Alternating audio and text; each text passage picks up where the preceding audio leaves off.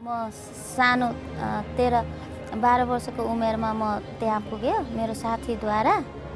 अनि म 12 वर्ष हुँदाखेरि अनि त्यहाँ मेरो साथीबाट मार्फत उसको भिनाजुबाट मलाई लिएर गएको हो।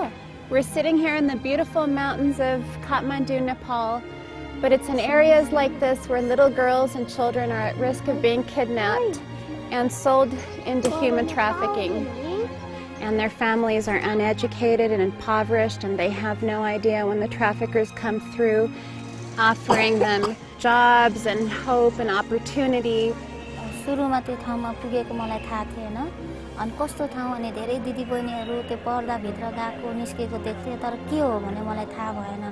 अनि पछिबाट म चाहिँ त्यहाँ अनि मान्छेहरूले चाहिँ अनि त्यसरी यसलाई लाने उसलाई लाने भनेर They were forced into horrible situations where they didn't want to do what they were told, but they were forced to do it, and horrible things were done unto them. अनि एउटा बहिनी आएर बिन्दु दिदी तपाईँ उठ्नु छिटो पुलिस आएर लुक्नु भने। अनि मलाई त थाहै थिएन पुलिसले मलाई कहिले समातेर लगेको थिएन त्यसरी। अनि त्यो दिनमा चाहिँ रेड आएर पुलिसहरू आएर मलाई चाहिँ त्यसरी उठाएर अनि मलाई लग्यो। अनि म चाहिँ एकदमै नसामै थिएँ, मलाई थाहै छैन पुलिसले कतिखेर लग्यो। And these are so precious to God that we need to do something to help to protect this and stop this. This is not something that should be happening.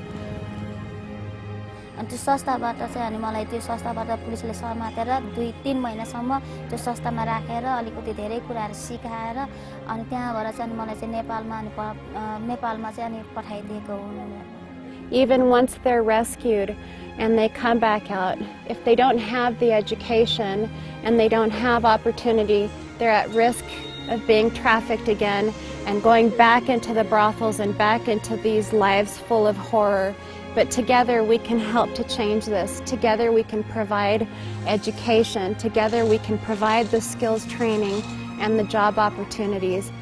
आज यो ठाउँमा राख्नु भएछ कि उहाँको अनुग्रह हो मेरो जीवनमा।